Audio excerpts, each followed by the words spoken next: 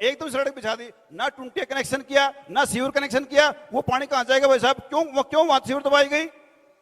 26 ward के अंदर क्यों अभी सीवर सारी दबाई गई आपने? कॉलोनियां वो कितनी जब कनेक्शन नहीं किया, हो रही टुंटिया है। कनेक्शन किया, 70 जल्दबाजी में ईंटें आपने बिछा दी। 70 दूसरी बात, शमशान रोड 2.5 साल से टूटा हुआ है, क्यों खेड़ा भाई उसको? जब आपकी व्यवस्था नहीं थी, आपके टेंडर पास नहीं थे, शमशान रोड क्यों खेड़ा गया आपने? और इसी चौक से लेके बैंसवाड़ मोड़ तक 1.5-2 साल हो करीब उस रास्ते को, मैं जवाब ले लूं? तंग हो रहे हैं। जवाब ले लूं? कांग्रेस की सरकार में एक भी सड़क नहीं बनी थी, कॉलोनी जाके देखते आप आप, ये देखो, एक भी सड़क नहीं बनी थी। एक भी सड़क नहीं बनी थी, सारी की सारी अभी बनी है। 70 बताओ, 70 कॉलोनीज एक भी सड़क नहीं बनी, सारी की जी। सारी भी बनने लग रही है। 70 कॉलोनीज काम सारे प्रोग्रेस क्या होने लग रहे हैं। जी मैडम बोलिए। जिस टाइम महिपाल जी 2009 में विधायक बने, 2014 में विधायक बने, उस टाइम पानीपत ग्रामीण की अगर आप हालत देखते, इतनी दलदल में से निकलकर जाना पड़ता था। महिपाल जी आप बोलने दो, रास्ता ही नहीं था, कोई रास्ता ही नहीं था, किसी कोई जगह भी। पर जाने के लिए सारी नहीं कच्ची था। सड़कें थी। 70 कॉलोनियां उन्होंने पहली बात तो अवैध से वैध करवाई, जिसके लिए हम अपने मुख्यमंत्री जी को और महिपाल जी को धन्यवाद देते हैं। आज पानीपत ग्रामीण में आप किसी भी वो कॉलोनियां सर नगर निगम में जब आई थी तभी वैध हो गई, जवाब पूरा शुरू हो गया था। जब नगर निगम में नहीं है फिर वो अवैध क्या मतलब रहेगा? या तो नगर निगम ना बना उसको, या फिर अवैध का क्या मतलब रहेगा उसमें? या काम शुरू करो। बात तो पूरी जब नगर निगम बोर्ड डल गए हैं कॉलोनियों के, फिर अवैध और वैध का मतलब रहेगा महिपाल जी उसमें? बात तो पूरी करने दो ना अपनी। बहन जी पकड़ाने वाली बात है। महिपाल डांडा जी को यहाँ आना चाहिए था उस टाइम, उन्होंने जवाब देना चाहिए था। अच्छा तो ये होता फिर आपको डिबेट में बैठना नहीं चाहिए था। फिर खबरें आपको अभी तक डिबेट में बैठना ही नहीं चाहिए खबरें था। अभी तक ने डिबेट की थी सर खुली, उसमें महिपाल डांडा जी को बुलाया था, नहीं था। मैं उनसे पूछा था मैंने सवाल। आप मैं बोलिए। पहले तो ये कहना चाहती हूँ आपको, एक सवाल मैं ऐड भी करना चाहता हूँ। पहले मैं आपको ये बताना चाहती हूँ कि मैं अपनी पार्टी के हर जन प्रतिनिधि को रिप्रेजेंट करती हूँ बिल्कुल जिलाध्यक्ष होने के बिल्कुल, नाते। इसमें कोई दो राय नहीं। ठीक है, और अगर आपको ये लगता है कि हमारे विधायक जी को ही यहाँ पर बैठना उनसे हमने चाहिए सवाल था, किए थे। तो फिर आपको डिबेट में बैठना नहीं चाहिए था। नहीं, आपको वेट करनी चाहिए थी महिपाल जी की कि बहन महिपाल जी, डांडा जी सुनो। आए और फिर बहन आप जी, इस डिबेट में आप बैठो। सुनो, नहीं, हमने आप आमंत्रित माननीय किया। सम्मानीय- आप हमने माननीय आमंत्रित किया तो सम्मानीय आएंगे। हैं, लेकिन मैं सुनो मेरी बात, एक डिस्ट्रिक्ट प्रधान एक अलग पोस्ट होती है और जनप्रतिनिधि विधायक जो होता है वो तो एक आप तो अलग होता है। जनप्रतिनिधि भी नहीं हो सुनो मेरी और बात, संगठन आप में भी काम नहीं तो हो। करवा सकते हैं, कांग्रेस में तो लेकिन संगठन सुनो, भी नहीं है और जनप्रतिनिधि भी नहीं है। वो फिर सुनो महिपाल जी, आप तो सुनो, जनप्रतिनिधि भी नहीं कांग्रेस हो। का- सुनो आप सत्ता पक्ष में हैं। कांग्रेस में तो एक मिनट, संगठन भी नहीं है मैं कॉलोनियों की और एक बात विधायक बताता हूं। भी नहीं है। कमल जी आपका- एक मिनट सर, लोगों को फायदा होगा, वैसे लोगों को फायदा होगा। मेरी एक बात सुनो, आप मेरी एक बात सुनो, आप तो लोगों को फिर फायदा होगा, संगठन में भी नहीं हो, कॉलोनी वालों को फायदा जनप्रतिनिधि होगा। भी नहीं हो। मेरी एक बात सुनो, वैसे कॉलोनी वाले बैठे हुए देखो, मेरी एक बात सुनो कमल जी, एक मिनट। आपका ही सवाल था, मैं मैडम से लेना चाहता था। एक मिनट, कांग्रेस मेरी में एक- तो संगठन भी नहीं एक है मिनट बहन जी, और सरकार भी लोगों को नहीं फायदा है। होगा। मुझे मेरी ऐसा बात लग रहा है सुनिए। कि आपकी ट्रेनिंग एक मिनट, ये लेकर आए हैं। बहन जी, लोगों को फायदा बीजेपी होगा की ट्रेनिंग ये लेकर जी, आए हैं, जी, बीच में बोलना मेरी बोलिए। सुनो, अब मैंने उस बूढ़े का बुजुर्ग का नाम लिया, जी वो 73 साल का हो गया जी। पेंशन नहीं बढ़ी। बहन जी पूरी सुन लियो बात मेरी। और जो मैंने आयुष्मान का लिया नाम, ऐसे बहुत से केस हैं, नहीं बढ़ी।